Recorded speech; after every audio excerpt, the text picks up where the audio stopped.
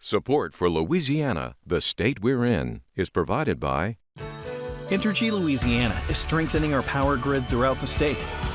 We're reinforcing infrastructure to prepare for stronger storms, reduce outages, and respond quicker when you do need us, because together we power life. Additional support provided by the Fred B. and Ruth B. Ziegler Foundation and the Ziegler Art Museum, located in Jennings City Hall. The museum focuses on emerging Louisiana artists and is a historical and cultural center for Southwest Louisiana. And the Foundation for Excellence in Louisiana Public Broadcasting and viewers like you. Thank you.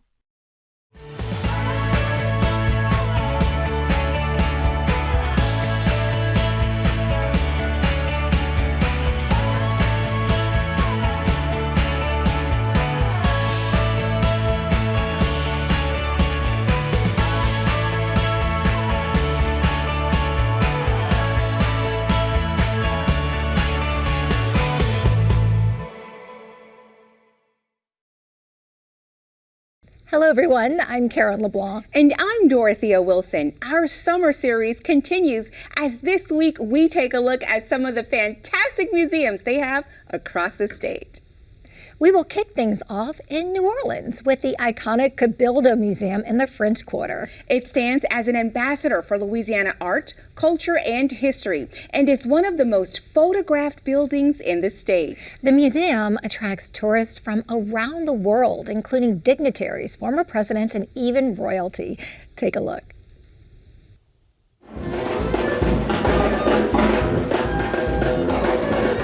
Musicians and tourists mingle on a typical day in front of the Cabildo Museum, a popular attraction and gathering spot in the French Quarter's Jackson Square. It's one of the most photographed buildings in Louisiana, where New Orleans' past and present converge.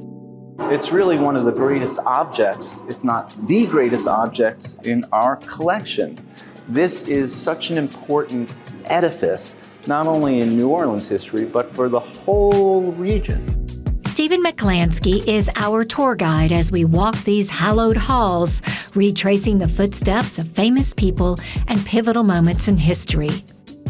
In 1803, this was a place where some of the transfer papers that sort of executed the Louisiana Purchase took place right here, right in this space. And similarly, this was also once the home for the Louisiana Supreme Court. And in this very space is where the Plessy versus Ferguson case was adjudicated right here.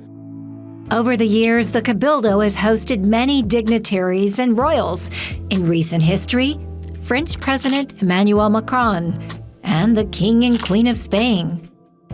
Right out these windows, for example, President Harrison, when he visited New Orleans, gave his hello to the adoring crowds below. And similarly, General Lafayette, the Marquis de Lafayette, one of the great heroes of the American Revolution, when he returned to the city on his grand tour in 1825, he also addressed and welcomed the crowds from those very doors. The Cabildo gets its name from the Spanish word for council and dates back to 1795, built under Spanish rule. The Cabildo served as the center of New Orleans government before burning to the ground in 1788. It was rebuilt and in 1908 became a Louisiana State Museum. The Cabildo caught fire again in 1988, closing for renovations until 1994. Today, the building features 3 floors of exhibits. This second floor focuses on Louisiana's history, including the Battle of New Orleans. The ground floor is an homage to New Orleans, with memorabilia tied to Crescent City nostalgia. And the third floor showcases limited-run exhibits, such as this retrospective by artist Hunt Slonim. He's known for his signature bunny rabbit paintings. I often say that a museum is a place where history and legacy intersect. We're looking back, but we're also thinking about our future. And one of the ways to do that is to analyze our present. And since Hunt Slonim is such an important contemporary artist, those 3 parts fit together quite well. More than 2 centuries later, the Cabildo attracts a crowd for its Spanish colonial architecture and French Quarter energy, standing next to its architectural twin, the Presbytère, and alongside St. Louis Cathedral. Together, they are a trio of National Historic Landmarks and enduring symbols of Louisiana. From exploring the great outdoors at one of Louisiana's state parks to beating the heat in one of the state's great museums or art exhibits, let's check out what's happening across Louisiana this week. We're here at the Capitol Park Museum in downtown Baton Rouge, just one of the neat places highlighting Louisiana's history and culture. Joining me now is James Fox-Smith, and he is the man of the hour. Oh, I hope I can live up to that. I think you can. Now, you are in the know of all of the happening events across the state. And, you know, July gets really hot. So let's keep it indoors. Let's look at some museums. We have a rich array of museums, all within easy striking distance, Dorothea. And you're right. In summertime, it's super hot. That middle of the day, you want to be inside a little bit. Well, fortunately, there are some beautiful and culturally relevant opportunities to do right that. To begin with, let's go across the Atchafalaya to Lafayette. To the University of Louisiana at Lafayette campus, where the Hilliard Museum has an all-year-long exhibit called Tides, Time and Terrain, Floyd Saunier and the Evolving Cultural Landscape. Now, Floyd Saunier was a very well-renowned Acadiana artist, drew in pen and ink mostly these beautiful scenes of everyday Acadiana life. And what the museum has done is it's collected a large amount of those works and then tied them together with works by 41 other Acadiana artists, both past and present, to really show the ways that Acadiana culture is transmitted through art and has evolved across time. Let's go to my hometown city, New Orleans, Louisiana. What do we have there? Yeah, okay. So August the 5th, this is one for your calendar. It will be hot. You will be hot. You will be wearing white because White Linen Night is the day when the entire arts district of the Warehouse District in New Orleans throws open its doors between the 300 and 600 blocks of Julia Street. Like 25 art galleries have a huge open house street party.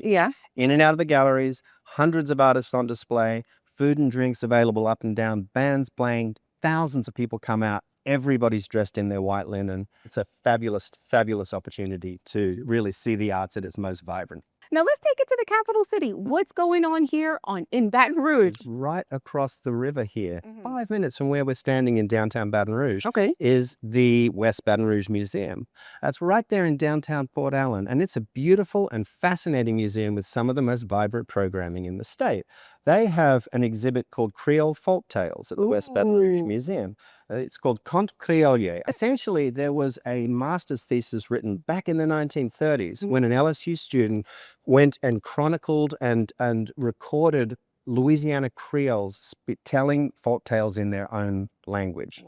And now artists from around the state have interpreted those stories in works of art that are all on display at the museum. So it's a fascinating opportunity to see something, and it's really, literally 5 minutes from here.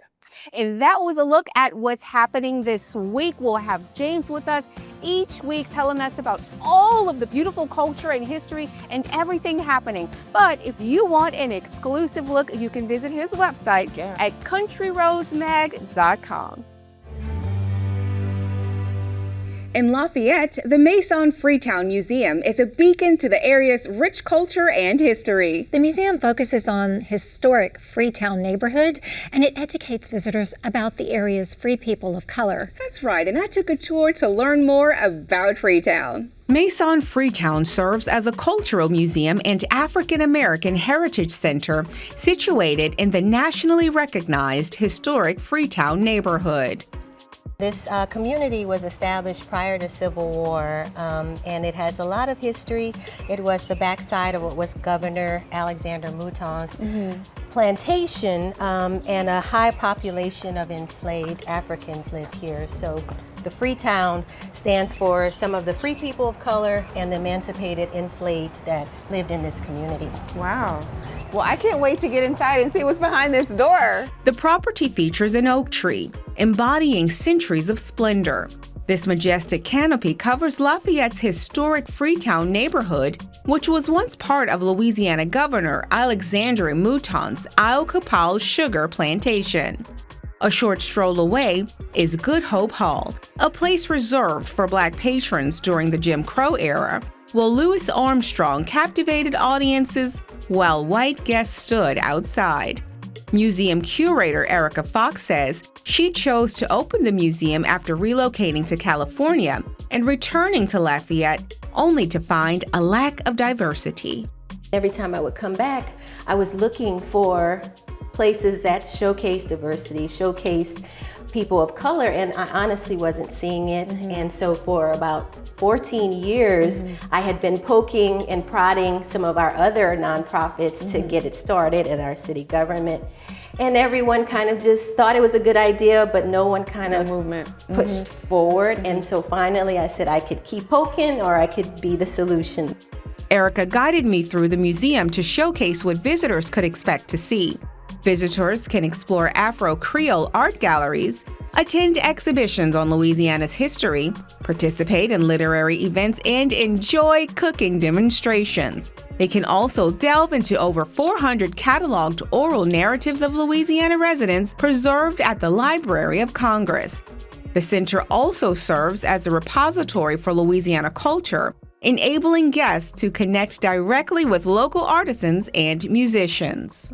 I'd like to start with talking about the benevolence group True Friends Society of Lafayette. This was an organization of neighbors that were helping each other from some very trying times. They were established just after Civil War.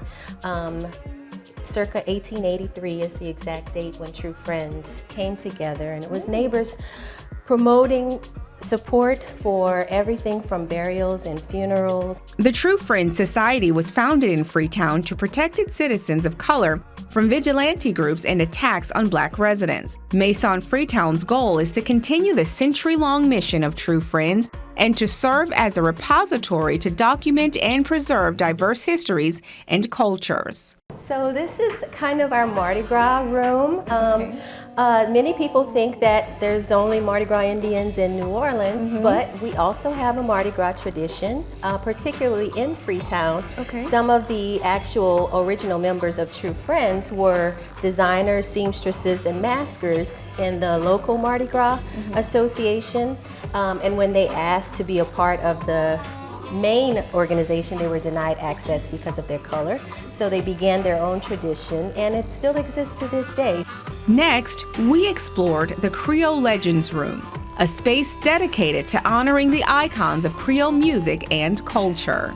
So here we have our Creole Legends Room, where we honor some of our Creole musicians of the area, like Buckwheat Zydeco and Clifton Chenier.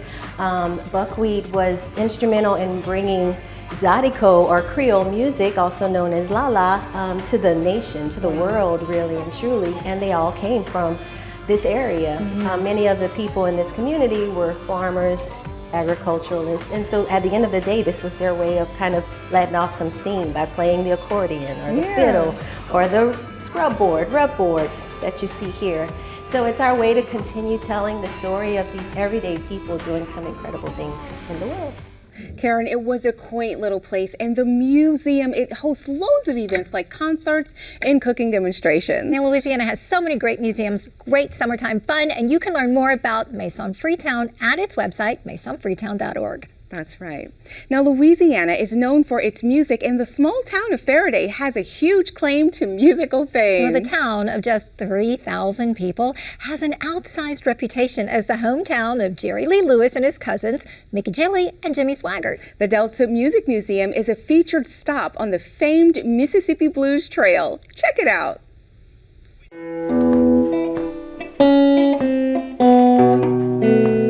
Every morning I wake up with the blues. YZ Ely is in his late 80s and still performs his signature Delta blues tunes that helped put Ferriday on the musical map. In the 1950s, YZ performed at Haney's Big House, as the house band opening for big-name acts traveling the Chitlin Trail, a performance circuit for black musicians. We had the opportunity to be the opening act for guys like B.B. King, Lou Milton, Larry Birdsong, Big Joe Turner, Elder James. I'm honored to have had that privilege to be the opening act for such big known band. Today, YZ is playing in an exhibit that pays homage to his legacy at the Delta Music Museum and Arcade Theater in downtown Ferriday. Hi. Karen, nice to see you. Thank Welcome you. to the Delta Music Museum. I think you're going to be really glad you came today. This is a great little jewel that houses a lot of musical history that all happened in this tiny little town. You are in the old Ferriday post office. This old building was built in 1939 by the WPA, and a local gentleman saved the building. It was going to be torn down and donated it to the state of Louisiana. The Secretary of State's office for the state of Louisiana operates this museum, and we're just very fortunate that we get to honor our three famous cousins that are from this town. Of course, Reverend Jimmy Swaggart, one of the first televangelists on television, Mickey Gilley, urban cowboy, and of course the killer Jerry Lee Lewis, all born in the year 1935, learned to play in the Pentecostal church, and everybody knew them around town. There's some other stuff I'd like to show you too here, in addition to the Let's take a walk. During the 1950s, blues, gospel, and country music in the Delta region converged in a musical mashup known as rockabilly. The museum honors these genres and musicians with ties to Louisiana. Ferriday's claim to fame begins with the birth of Jerry Lee Lewis, a pianist, singer, and songwriter nicknamed The Killer, rock and roll's first great wild man. He was a good old homegrown boy. He always was introduced, and that was part of what he would tell everybody. Jerry Lee Lewis from Ferriday, Louisiana. That's what he always wanted, and he got it. Sherry McMahon helped foster the museum in its infancy. It's a tribute to her famous cousins, Jerry Lee Lewis, Jimmy Swaggart, and Mickey Gilley. It was like a vortex. Just met here, and those mamas got pregnant with those babies. There will never be anybody else like them in the world. But Jerry Lee, there'll never be another killer. We do hope people will come and see all the exhibits here of all the fabulous people. Ferriday is the unlikely wellspring of talent with local and regional ties. Country singer Conway Twitty lived in nearby Tallulah. An exhibit of his stage costumes, awards, and records stand alongside exhibits of living legend Irma Thomas, tributes to Frogman Henry from New Orleans, who was the opening act for the Beatles, and Louisiana Hayride radio star Johnny Horton. The principal genres of music that went into making early rock and roll and rockabilly music were gospel, country music, and rhythm and blues. And all of that was in abundance right here in this central part of the Mississippi Delta. People latched onto it. There was just something in the soil, as they say. Delta blues is at the core of Ferriday's musical legacy, fostered by Haney's Big House, which put on Sunday night shows. Mr. Will Haney, we loved him. I grew up about 3 blocks from his juke joint. I would hear the music from Mr. Will Haney's wafting in the window, and that's where Jerry Lee would sneak in. This is our replica of the famous, internationally famous, Haney's Big House. It was the launching pad for the greatest musical artist of the day. This was a place where people like Ray Charles, B.B. King, Little Richard, they all played at Haney's Big House because it was on what was known as the Chitlin circuit. The birth of the blues came from slavery. The way of life of slavery, the only, in my point of view, is to find a peace of mind, was to just sing and harmonize. It gives me the privilege is to hold on to something that belonged to me and belonged to my race. The old Arcade Theater stands next door to the museum, and on this day, we find artist Grantham Molnar painting the murals of Ferriday's musical roots. The theater serves as a community gathering space for culture and arts events. Admission is free, and marketing is by word of mouth. Yet somehow, international tourists find their way to downtown Ferriday. Many superfans of these celebrated musical greats. What is it about Ferriday that breeds all this homegrown talent, these musical greats? I don't know, it's just something in the Delta. It drifted into Ferriday. Up the river or down the river, it just raised a whole lot of talent.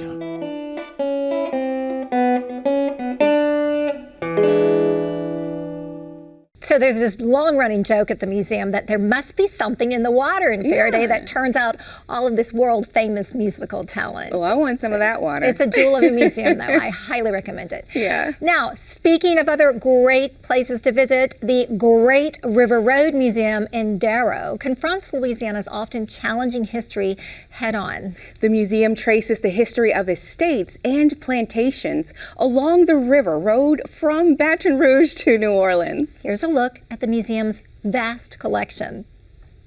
Homa's House in Darrow, Louisiana, prospered as the largest sugarcane plantation in the South under the ownership of John Burnside, known as the Sugar Prince. The estate doesn't sugarcoat how its fortunes were made, as well as those of its neighbors along the River Road. The narrative unfolds next door at the Great River Road Museum. We have about 20,000 square feet of exhibit space here, showing and focusing on the Great River Road, pretty much from New Orleans to Baton Rouge. And the rich soil on each side of the river created the greatest empires of the sugarcane farmers and that sugar industry which built Louisiana. My guide is Jim Blanchard, an artist and historian. A large map of the River Road's plantations puts the exhibit in context. When you see a lot of these properties on here, you'll find out that a lot of them were actually owned by different races. You have, freed blacks who actually owned plantations and owned slaves and were part of society. From the map, you can walk through exhibits of photos and facts chronicling more than 600 homes along this stretch of the River Road, most of which no longer exist. What we try to do is do small bullets of information and timelines, and information about who owned it, its chain of title, and things that happened in those areas. The museum doesn't shy away from the historical fact that people owned people on the River Road properties that prospered, growing sugar, indigo, tobacco, and cotton. The Africans in Louisiana exhibit shows all sides of the story. We see right when we walk in a slave auction. Yeah, slave auctions were very popular at that time, mostly in New Orleans and Baton Rouge. A lot of people don't realize that in Louisiana, an African could own property, own slaves, and live in big plantation houses and crops, and they were part of society. Here we have something that scares some people, but it's one of the grand wizards of the KKK, his outfit. We were not going to show it because we thought it was a little too much. But then we discovered that the Henry Ford Museum, the Smithsonian, and many others all have theirs on exhibit. So we have it here to tell how bad of a story that was. The museum traces Louisiana's origins from its earliest settlers, including the Homas Indians who once inhabited this site, to the death mask of Napoleon Bonaparte III, who sold Louisiana to the United States. Here we have 3 of the journals for the first explorers with the native Louisiana Indians. A vast collection of artifacts and relics from the Civil War and the South's succession are on loan from private collections. These are the first time they've ever been shown. This is the first time this flag has been unfurled and mounted to be seen. It's quite a collection. We have some artifacts here about the battles of New Orleans, the Civil War. Throughout the museum, you'll find a cast of Louisiana characters cast in wax, from Civil War generals to infamous politicians. These figures were all in the museum, the Wax Museum in New Orleans. The Wax Museum closed down and the building was repurposed. So we acquired all the figures and we've restored them and we're putting them back in to tell the stories of Louisiana. This is how history will remember Governor Edwin Edwards, and this is how exactly, history will yes. remember Huey P. Long. The governor lived right down the road. Right before he passed away, he came here and spent the day with his wife and his son, and he posed with this. And oh my God, it was quite a moment. We pause to listen to a restored pipe organ. The early Wicks Theater organ was originally housed in the Lyric Theater in New Orleans. So one of your newest exhibits is a pipe collection. Our new exhibit, it's a local collector. The collection is over 5,000 pipes. Wow. Ranging from, 50 years ago to 1,000 years ago. From Mardi Gras costumes to nostalgic items, the museum also serves as a love letter to Louisiana. It's funded by a federal Department of Transportation grant as part of the National Byways program to introduce people to the roads in the bayous and rivers of Louisiana. The owner of Homa's house put up a 20% match and donated the land to build the museum. A lot of museums, when you go into them, you feel intimidated that they're so, oh, don't look at that, don't touch that, we don't want to be that way.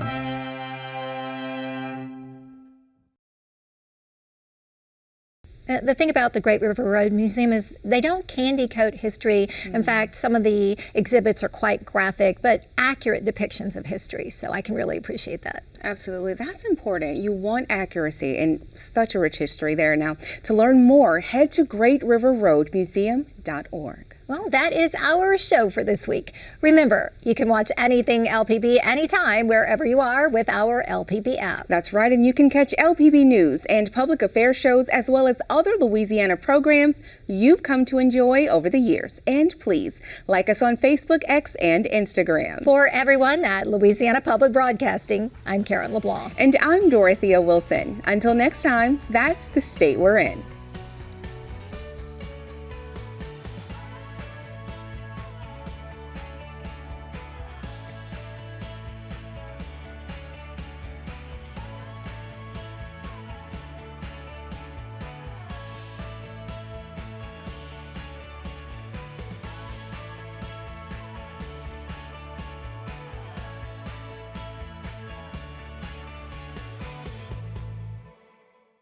Support for Louisiana, the state we're in, is provided by Entergy Louisiana is strengthening our power grid throughout the state.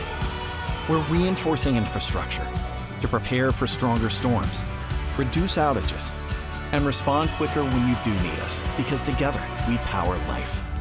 Additional support provided by the Fred B. and Ruth B. Ziegler Foundation and the Ziegler Art Museum, located in Jennings City Hall. The museum focuses on emerging Louisiana artists and is a historical and cultural center for Southwest Louisiana.